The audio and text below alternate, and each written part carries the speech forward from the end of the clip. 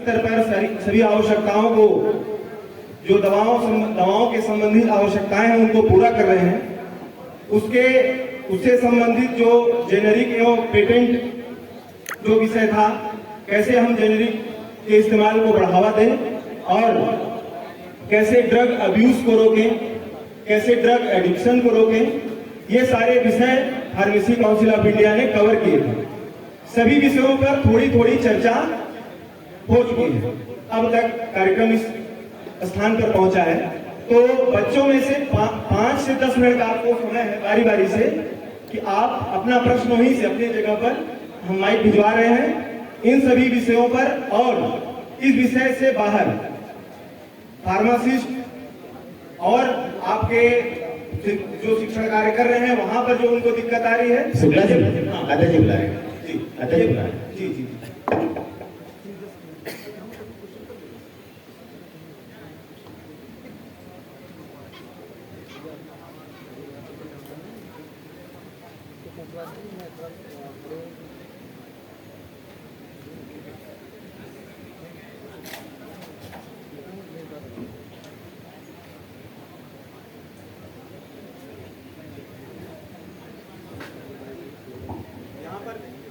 यहाँ पर उपस्थित जो भी रजिस्टर्ड फार्मासिस्ट हैं, फैकल्टी हैं, और फैकल्टी की ओर से राजेश सर ने पर्याप्त प्रश्न कर लिया है और उसका निदान भी प्राप्त किया है, आश्वासन भी प्राप्त किया है। तो बच्चे जो भी अखिल भारतीय फार्मासिस्ट एसोसिएशन से अथवा सचिव सर के माध्यम से जो भी प्रश्न है उनका, वो अपना प्रश्न कर सकते हैं। मैं माइक भिजवा रहा हूँ।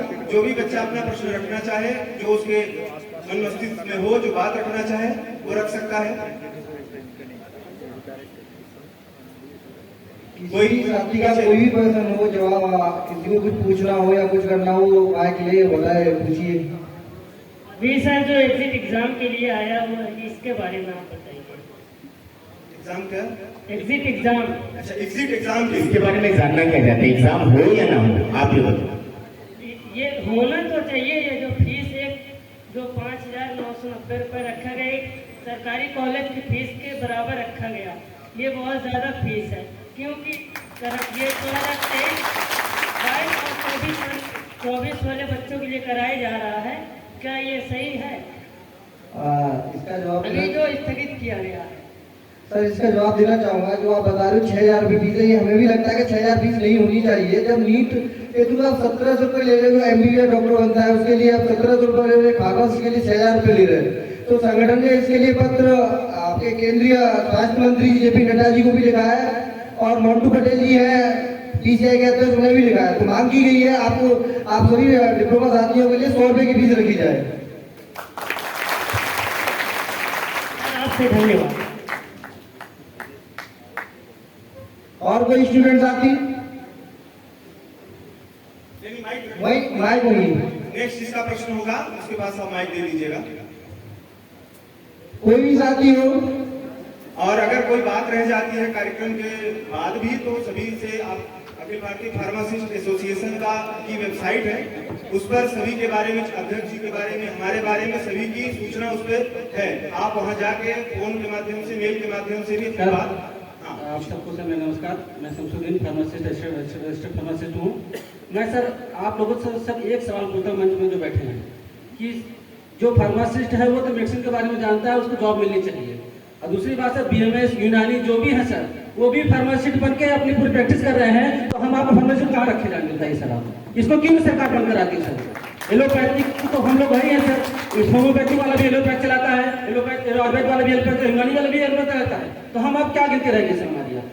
हम चाहते हैं सरकार इसको बंद करे और हमें वहाँ ड्यूटी पर रखा जाए, जिससे हमें जॉब मिले और हमें वो डॉक्टर हमें पैसा दे। शमसुद्दीन भाई, जैसे आप बता रहे हो कि होम्योपैथी और यूनानीपैथी वाले चला रहे हैं, तो उनकी एक यूनिटी है। आपने ये सवाल किया कितने फार्मासिस्ट हैं, हमें पता है कि वो चला सकते नहीं चला सकते।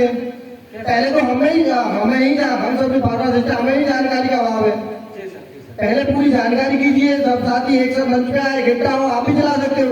और 34 दवाई है, उसका आप प्रयोग कर सकते हैं देने में। आपको कोई CMO हो या कोई DI हो या DA हो, आप तो नहीं कर सकते, आप भी प्रैक्टिस कर सकते हैं। इसी के लिए आपके लिए PPI 2015 एक लाया जा रहा है। आपकी बात से धन्यवाद सर। लेकिन एक चीज़ और सर पूछना चाहूँगा, जैसे होम्योपैथिक की नॉलेज में मुझे है, मुझे 22 साल हो गए सबक में काम करते हुए होम्योपैथिक नॉलेज, लेकिन मैं रखूँ तो टीआई तो रहता है कि होम्योपैथिक क्यों रखा आपने, जो है होम्योपैथिक क्यों रखा आपने, आप लोग होम्योपैथिक क्यों रखते हैं, आयुर्वेद क्यों रखते हैं, उसमें हम पे सवाल आता है सर।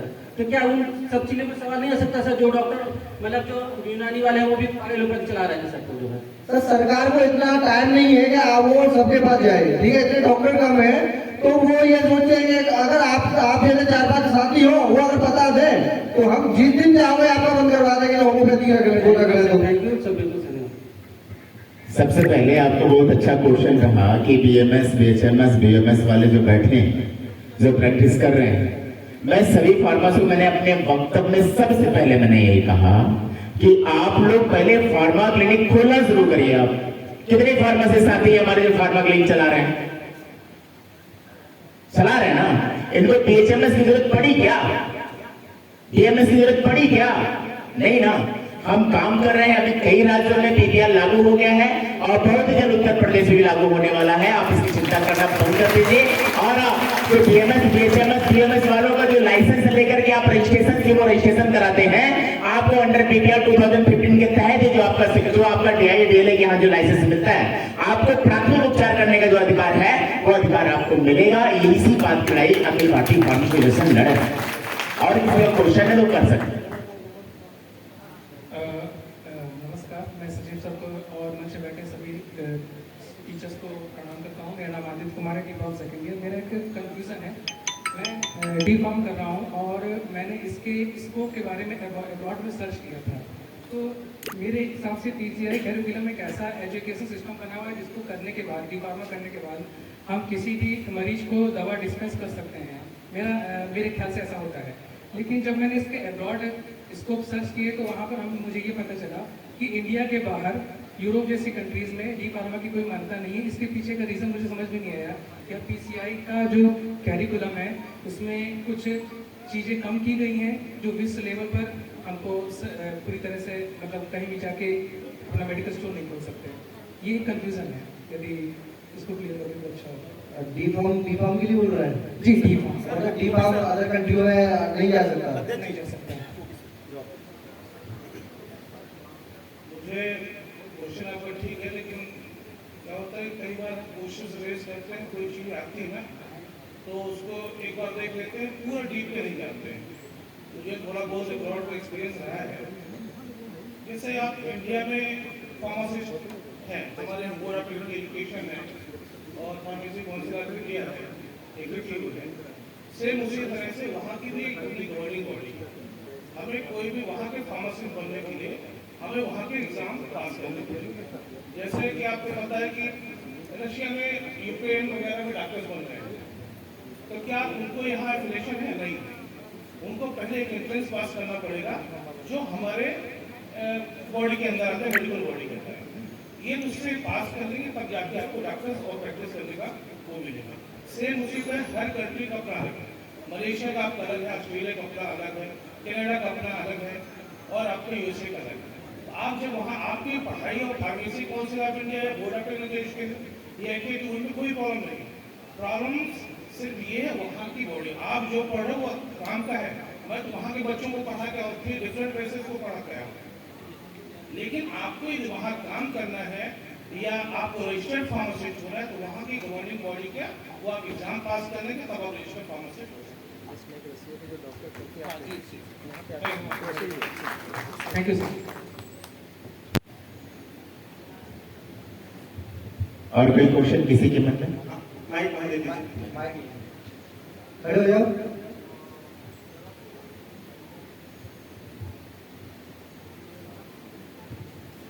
हेलो सर, जिस प्रकार अभी आप लोगों ने बोला सर, नीट का जो एक एग्जाम लिया जाता है जैसे कि, तो उस तरह जो PCI है सर वो 3 एग्जाम दे रही है सर एग्जिट एग्जाम के लिए, तो उसको एक ही एग्जाम करा जाए ना सर? सर उसके भी लिए लिखा हुआ है, हमने मांग की है जैसे कि आपके 3 एग्जाम में 50-50 मार्क्स के होने चाहिए, ठीक है ना, 50% मार्क आपको आने चाहिए। तो हमारा सरकार से ये सवाल था कि जब आप 40% में आप डिप्लोमा दे रहे हो तो 50% मार्क क्यों रख रहे हो? भाई जब आपको पास होने में 40% मार्क की आवश्यकता है, 40% मार्क्स लाते हैं जब तो पास हो जाओगे।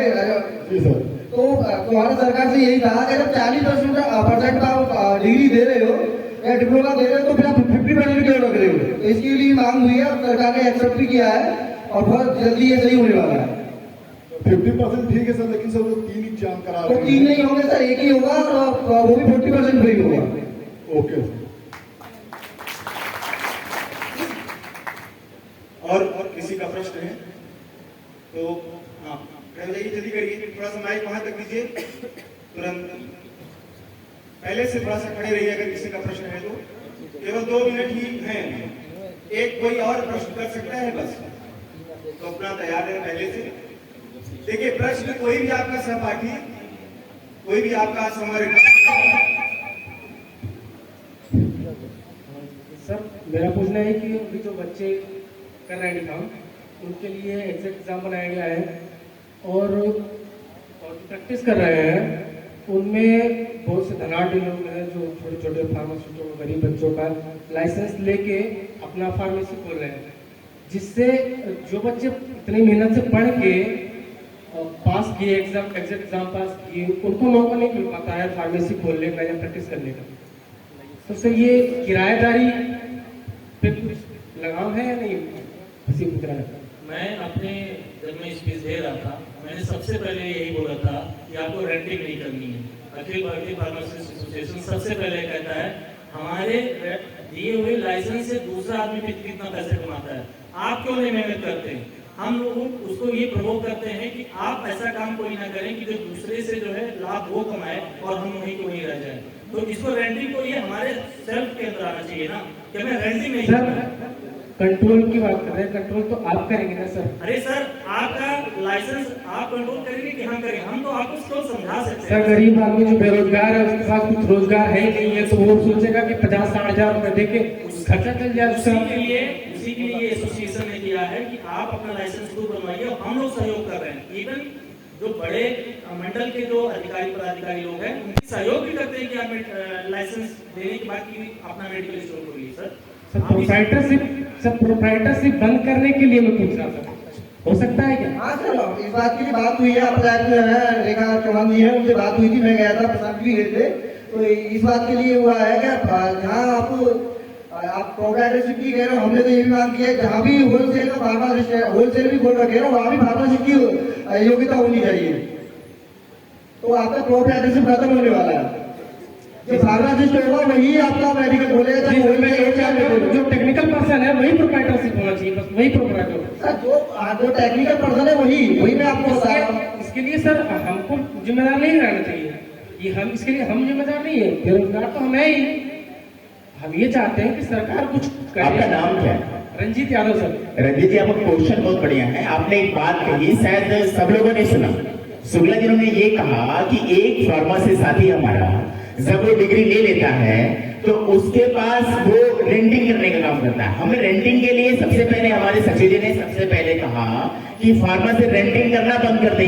और आज के समय में जो फार्मासिस्ट है, अभी उन्होंने कहा कि 50-60 हजार मिलता था, आज के समय में जो एग्जिट एग्जाम आपका आया आपके बीच में, बोल रहे ना 3 एग्जाम हो रहे हैं। एग्जाम क्यों हो रहे हैं इसलिए सोच रहे हैं, इसलिए है कि फार्मेसी की संख्या ज्यादा हो गई, कॉलेज ज्यादा खुल गए, ठीक है, बेरोजगार नहीं मिल रहा है, इसलिए सरकार ने एग्जिट एग्जाम का प्रावधान किया। और आपका सर से कहना चाहूंगा अपने प्रदेश अध्यक्ष से कि आपने ये कहा कि जो गरीब बच्चा हमारा जो फार्मेसी तो कर लेता है, उसको रेंटिंग करने की जरूरत पड़ जाती है। सरकार ऐसा प्रावधान लाए कि उस फार्मेसी लाइसेंस बनने के बाद सरकार उसको कुछ ऋण दे, भले ही कर्ज के रूप में दे, ताकि वो अपनी फार्मेसी खोल सके। आपका यही कहना है? मैं यही कहना चाहूंगा कि आपका यही क्वेश्चन है कि एक गरीब फार्मेसी जो होता है, जो डिग्री तो ले लेता है, लेकिन उसके पास इतना धन नहीं है कि एक फार्मेसी खोल सके। तो ऐसी व्यवस्था करनी चाहिए ताकि फार्मेसी को ऋण की व्यवस्था हो जाए, ताकि वो अपनी फार्मेसी खोल ले। सर कोई धनाढ़ आदमी हमको खरीद ना सके, नहीं खरीदेगा भाई, हम ये चाहते हैं, नहीं खरीदेगा। Thank you.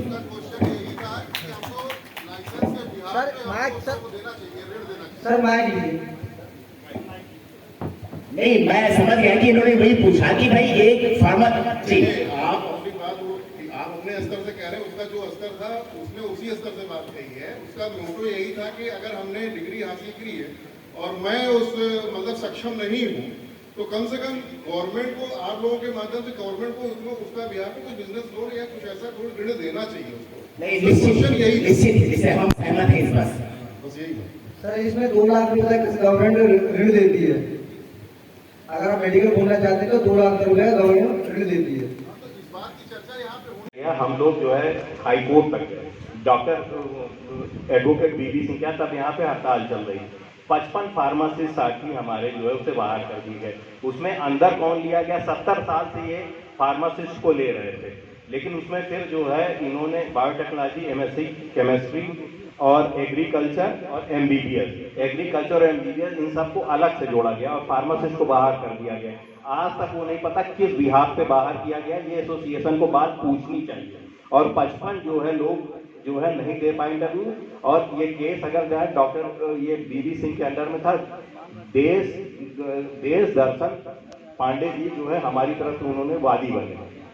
ये पूछना चाहिए कि जो 70 साल से रहे थे ऐसा क्या है, हम लोग सबसे ज्यादा एनालिसिस, मेरा जो है 5-7 साल का टीचिंग का अनुभव भी रहा, जितना हम लोग एनालिसिस पढ़ते हैं उतना इनमें से किसी ब्रांच में फूड सेफ्टी की एनालिसिस नहीं पढ़ाई जाती। किस बेसिस पे हमें बाहर किया गया, ये बात जो है विधानसभा में उठनी चाहिए और किसी ने नहीं की। और मैं पिछली बार भी जो है बताना चाहता था लेकिन बता नहीं पाया, इस बात को जरूर उठाया जाए। हम लोग जो है हम लोग क्रिटिकली जो है हर चीज से धीरे धीरे बाहर किया जा रहा है और नए मेजर प्लेयर घुसेड़े जा रहे हैं, जैसे एमबीबीएस हुआ, एग्रीकल्चर। आज के समय में जो एग्जिट एग्जाम आपका आया आपके बीच में, बोले ना 3 एग्जाम हो रहे हैं, एग्जाम क्यों हो रहे हैं इसलिए सोच रहे हैं, इसलिए है कि फार्मेसी की संख्या ज्यादा हो गई, कॉलेज ज्यादा खुल गए, ठीक है, बेरोजगार नहीं मिल रहा है, इसलिए सरकार ने एग्जिट एग्जाम का प्रावधान किया।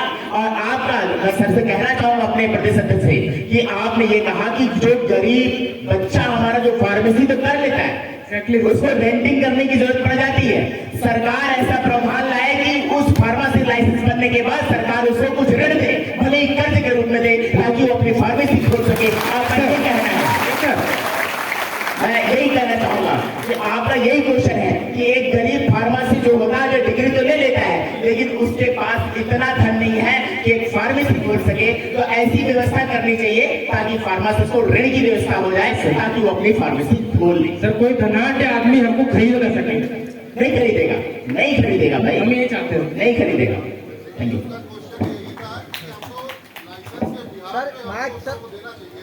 सर माइक लीजिए। नहीं, मैं समझ गया कि इन्होंने वही पूछा कि भाई एक फार्मर जी, आप अपनी बात आप अपने स्तर से कह रहे हैं, उसका जो स्तर था उसने उसी स्तर से बात कही है। उसका मोटो यही था कि अगर हमने डिग्री हासिल की है और मैं उस मतलब सक्षम नहीं हूँ तो कम से कम गवर्नमेंट को, आप लोगों के माध्यम से गवर्नमेंट को उसका बिहार में कुछ बिजनेस लोन या कुछ ऐसा कोई ऋण देना चाहिए उसको। नहीं, निश्चित हम सहमत हैं इस बात से। बस यही बात। सर इसमें 2 लाख रुपए तक गवर्नमेंट ऋण देती है। अगर आप मेडिकल खोलना चाहते हैं तो 2 लाख रुपए गवर्नमेंट ऋण देती है। तो इस बात की चर्चा यहाँ पे होनी चाहिए ना। बहुत लोगों सर वो बात की भाई ने पूछा है, मैं वही कह रहा हूँ, आपने बोला तो वही मैंने जवाब दिया है। और एक चीज बता रहा हूँ, संगठन भी हम लोगों का है, जो संगठन है वो भी किसी भी फार्मेसी साथी को मेडिकल खोलने की दिक्कत आती है तो भविष्य में 1 लाख रुपए तक का लोन देगा, नो प्रॉफिट होगी नो लॉस होगा, आपको वो भी 1 लाख रुपए का लोन हमें 22 किस्तों में देना होगा। मैंने बिल्कुल सही बात है। मेरा कहने का मतलब ये है कि हम यहाँ पे कुछ गेन करने आए हैं। आप लोग सीनियर हैं, हम सीखेंगे तो आप ही लोगों से सीखेंगे, और हमें बहुत सी चीजें हम लोगों को नहीं पता है कि जो अब जैसे ये चीजें आपने बताई जैसे उसको भी अभी पता चली होंगी।